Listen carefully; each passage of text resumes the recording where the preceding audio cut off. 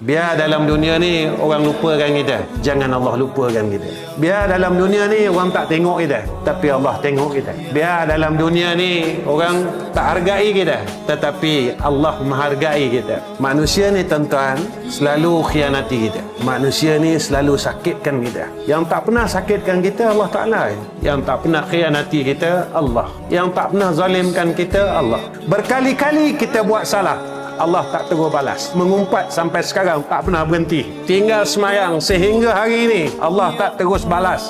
Allah tak terus celakakan kita. Allah tunggu kita. Allah nantikan perkataan taubat kita. Tapi manusia, sekali kita buat salah dan dia terus balasnya, sehingga seolah-olah dia mahukan kita mati, seolah-olah dia mahukan kita ini tidak ada dalam dunia ini. Tapi kita tuan-tuan masih tak pedulikan Allah Subhanahu wa ta'ala.